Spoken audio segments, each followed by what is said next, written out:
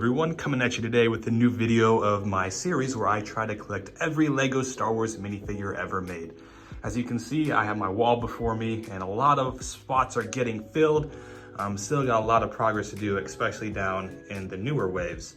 So if you're new to this series, I'm working on collecting, as I said, every Star Wars guy ever made, with the oldest guys up at the top and the newest guys down at the bottom, with the summer 2025 wave being the most updated.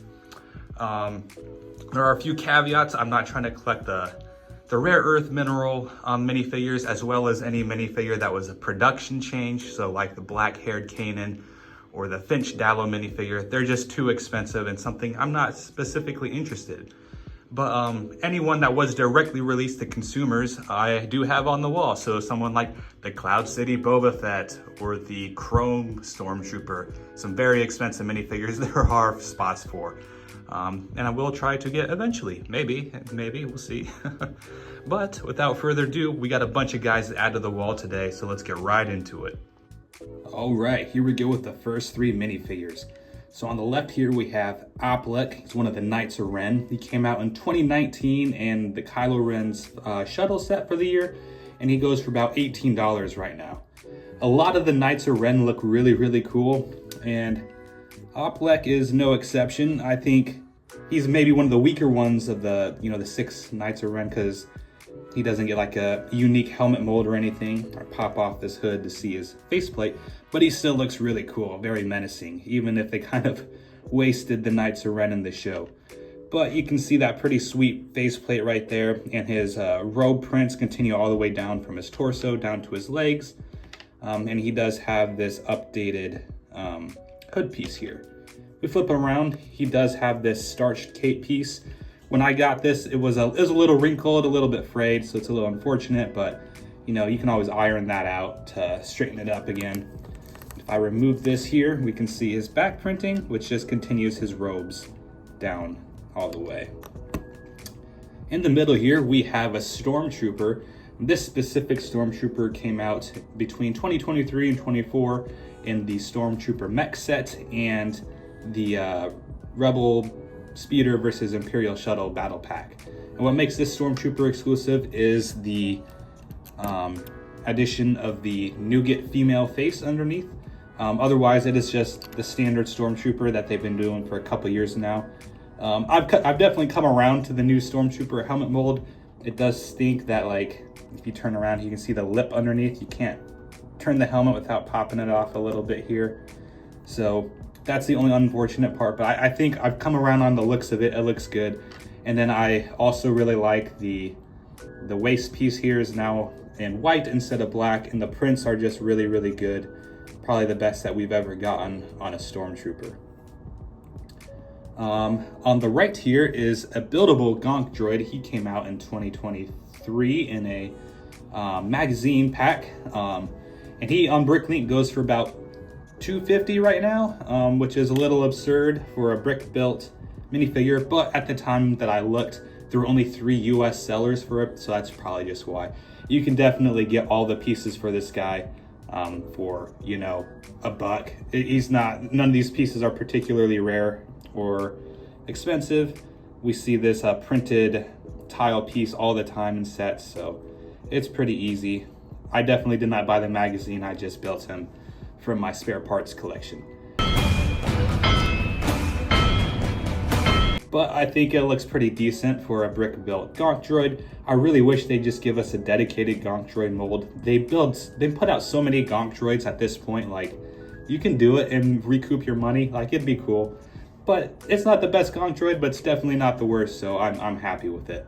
But that does it for these 3 guys. Let's get on to the next ones. Alrighty, next up we have some Imperials. So on the left here, we have a mouse droid. This guy came out in 2024 in the UCS TIE Interceptor set, and it is like the Gonk droid, totally brick built. You can kind of see what makes them exclusive are these clips here, the ingots, these wheel pieces they use. Can't remember what the name of that piece is, but it's got the little stud on the side. And actually these 1x1 clear studs are actually part of the build per Bricklink, so those are included. He on Bricklink goes for about $350. Again, only like 4 US sellers, but he is totally brick built. You can get this guy from your part collection for less than $1. So definitely go that route if you want to get this, mouse droid without getting the UCS TIE Interceptor. On the right, we get some guys from the 2024 Imperial Star Destroyer. In the middle here, we have just an Imperial tech officer. We've seen various iterations of this guy throughout the year, and I think they probably nailed him with this one. He's got the open mouth here. That's what makes him exclusive with the combination of the black cap. I believe we've seen these prints for a little bit now, but they're really good. You got the Imperial tech officer jacket there. The prints are all really decent. Don't have a whole lot to say about this guy besides they did him right. On the right here is Commander Prodigy. So I have no idea who this guy was. I'm a pretty big Star Wars fan. I never heard of Commander Prodigy before.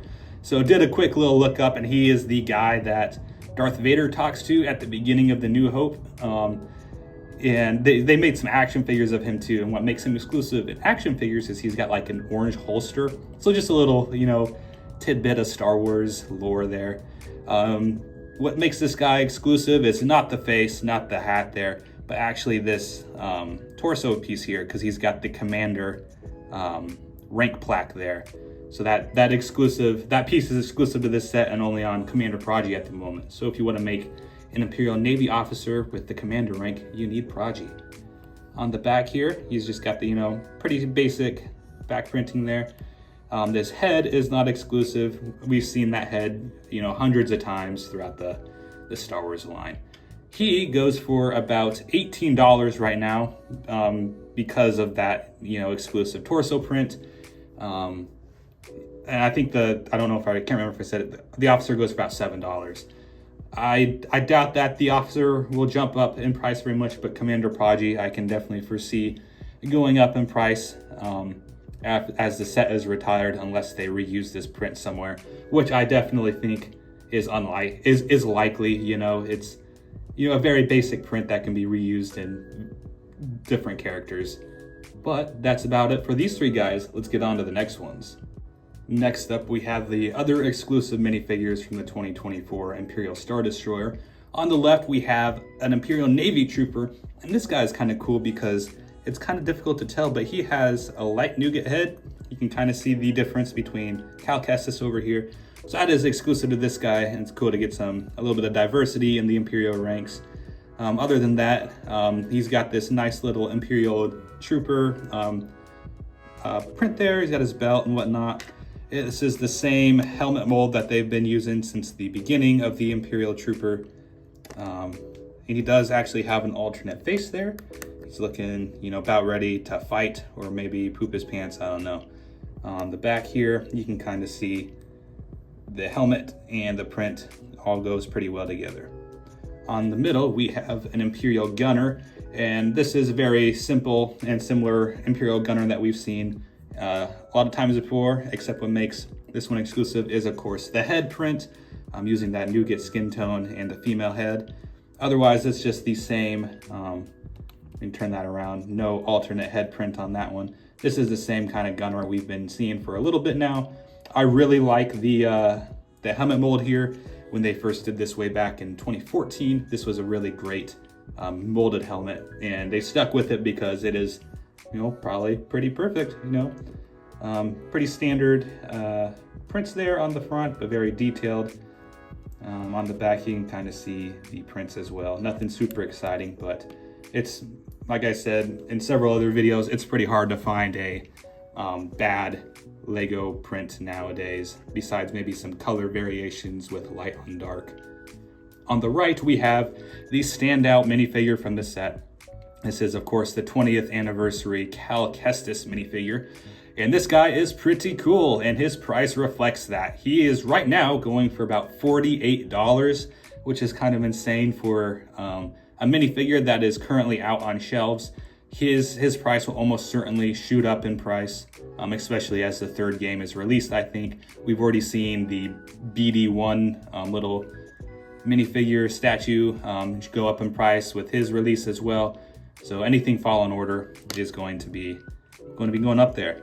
But this is a great minifigure. He This is his appearance from the first game and the very first scene on Braca. He's got his, scrapper outfit there. Great prints, great leg printing too. His face print is really good. I believe this is exclusive. He's got his scarring all throughout because he's been pretty beat up beforehand. On the back, he has a much angrier look as well. And you can see the really nice back printing continuing there. So really good minifigure. Definitely one you should get your hands on if you're a fan of the Jedi Fallen Order game. I don't know if we'll ever get another Cal minifigure, maybe if he ever makes an appearance in live action, because up until the point Lego had been saying that the Fallen Order games were too mature for their target audience, so it was a surprise that a lot of people that we got Cal Kestis at all. So I know people have been wanting, the Mantis for a while, and I would love the Mantis, but I think that is pretty unlikely that we'll ever get that. So if you want Cal, this is the way to get him. But that does it for these three guys. Let's get on to the next ones. Shifting over from the Empire, we have some guys that are Rebels. So these guys came out in the 2024 Rebel Speeder versus Imperial Dropship Battle Pack. And we got some pretty cool guys here. On the left, we have QTKT. This is the 25th anniversary exclusive minifigure for the set. And this is a pretty standout minifigure anywhere you put him on display because it is molded in that pink color. So we'd be pretty hard pressed to find another astromech droid that stands out this well. There is another pink astromech droid, so we'll ever see if we get R2KT, but this specifically is Ayla Secura's astromech droid we see in the Clone Wars. She's in the D Squad arc, and it's a pretty good minifigure. Like I said, everything printed in pink with the white highlights, and then on the top here we can see the yellow and black markings on the top of QTKT's dome. On the back here, no back printing, which is pretty standard for most astromech droids. I believe we only see back printing on astromech droids in like really expensive sets or UCS sets. On the right, we have a couple of Rebel Fleet Troopers. Both of these guys go for about $3 and are exclusive to this set.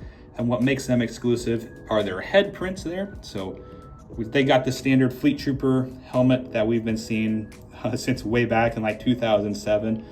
No need to update this, it's pretty good, does its job well. But removing there, we can see these face prints a little bit better, as well as the torso prints. No leg prints in either of them, as you can see. We've seen this specific torso print at least one other time in the Yavin 4 set that we got a couple years ago. And then the one on the right here has the nougat female head, and then also with the hands swapped out as well.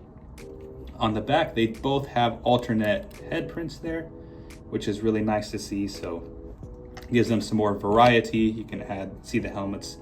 One's smiling, one's grimacing. And they also have the very basic back printing there. But that does it for these three guys. Let's get on to the next ones. Next up, we have a couple of cool minifigures. The first one on the left here is the Clone Cadet. We got him in 2025 in the May the 4th exclusive Camino Battle Pack. So this guy's pretty cool. He goes for about $15 right now, and I can definitely foresee him, skyrocketing a price here pretty soon. Because of course he's a clone, and then anyone building a Camino mock is going to want this guy. He looks really, really good. He's got the clone training uniform that we saw in episode 2 and throughout the Clone Wars. He's got some really nice arm printing here for the training insignia, as well as dual molded legs, which is always great to see. He does have a specific hair piece here. We've seen this in a bunch of other sets, but it is nice to get a different hair piece that we've seen in other clones. Other than that, it's just a pretty basic print for the front there. And then on the back, you can see that as well. Like all the other clones, he's got no alternate head.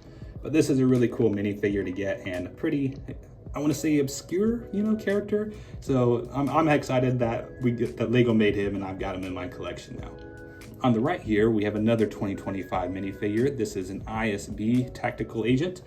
He came out in the new U-Wing set, and this guy is pretty cool looking. He did come with a shield piece here, like we see at the end of Andor, but accessories aren't included in the minifigure description, but I wanted to add that because I love the shield piece. It's such a cool little thing. But the ISB Enforcer is pretty cool looking. He's got his armor over his tunic. Looks like snow trooper armor, which is pretty cool. He's got a very standard Star Wars face. We see that all the time. I believe this is the same as Commander Prodigy even. He's got just the standard Imperial officer hat as well. But this is very accurate to what we see in Andor, and it is a cool minifigure.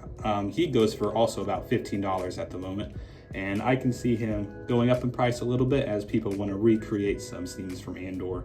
But I can also see him coming out in some sort of battle pack or another set in the future. So time will tell where this guy lies, but I really like him, and I would love to get more of him to recreate that, standard hallway scene that we get in every Star Wars show. But the one where the ISB goes to hunt down Cassian. Would love to recreate that, but I need a few more ISB agents for that. But that does it for these two guys. Let's get on to the next ones. Last but not least, we have the remaining minifigures from the 2025 U-Wing set. On the left here, we have Cassian Andor. This is the fourth iteration of Cassian we've gotten, so he's actually had a decent amount of minifigures. He goes for about $12 right now on Bricklink, and this is a pretty good minifigure. He's got the little bit darker skin tone there, which is always nice to see, because his first iterations were just in the standard light tone. He's got pretty accurate printing to what we see in the show, but also it just looks very generic Star Wars, which is great for mock building and making custom minifigures. On the back there, you can see the rest of his back printing, which is pretty good. And then he also does have an alternate head. I believe this is the same head that we saw in the first Andor set that we got a couple years ago. In the middle here, we have a very sought after minifigure of Daedra Miro. It's really cool to get her in minifigure form. She is going for about $15 right now, so a little bit more than Cassian. And this is from her later appearance in season 2. You can see she's got the ISB trench coat on, which does continue onto the legs here. Unfortunately, she suffers from the light on dark effect, where the light prints do not come out very well on dark plastic. She does have a hat hair combo for her headpiece there, which is cool to see. This is exclusive to her, and I bet you we will see this molded in different colors. If we take this off, we can see the alternate head that we got for her here, and that the hat hair combo is actually dual molded, so that is pretty cool to see. No side or arm printing on her, same thing for Cassian. Pretty cool to get Daedra, and she doesn't come with just a standard hair piece, but I mean, we just get that tan colored ponytail and make her look like pretty much any other scene that she's in Andor, so very cool to get her. On the right here, we have a repeat of a minifigure that we haven't gotten since the original Rogue One sets, K2SO, which is great because he was getting pretty high up there in price. What makes him exclusive is that he does not have any of the scuff marks that the original one has. So a little bit slightly different, but it is the same exact mold that we saw back in 2016. On the side there, you can see they do print the Imperial logo on the arm connectors there. Everything is, this torso and head is one continuous mold, so no alternate pieces there. The legs and arms are different. He does have a little anti-stud here on the back. And he goes for about $13 right now. So all of these minifigures are not like super cheap, but not super expensive right now. And we know K2SO is coming out in the buildable K2SO pack later on in the year, so his price will probably drop down just a little bit more as well. But that does it for the rest of these guys. Let's go add them to the wall. Alrighty, now we get to see if I can remember where I just put everyone on the wall, not 10 seconds ago. This is like the third time I've had to record this because I keep forgetting about a guy or two. So, third time's a charm. Over here, we have Oplek next to the other Knight of Ren. I always really like this guy. His helmet's pretty cool there. I think I'm missing one more Knight of Ren, then I have all 6 of them. So, we'll try and get my hands on him here pretty soon. Then over here, we have the Gonk droid next to Captain Rex. And right below them, we have the Star Destroyer crew. Cal Kestis has his 25th anniversary plaque right there. If we go up over here, we can see the Stormtrooper next to the 332nd Troopers. I'm debating the idea of having their helmets being held in their hands so you can see their exclusive heads, because like, especially if you look, we got more Stormtroopers right there. They look exactly the same until you remove their heads or the helmets. So let me know in the comments what you think about that. I like it this way, but I'm also debating, you know, just showing why they're exclusive. Over here, we have the Mouse Droid next to Paz Vizsla. And then we have the Rebel Fleet Troopers next to R2-KT. And this droid definitely stands out on the wall with that bright pink color. Then if we go all the way down here, we have the new U-Wing crew with K2SO and Cassian, as well as the Clone Cadet.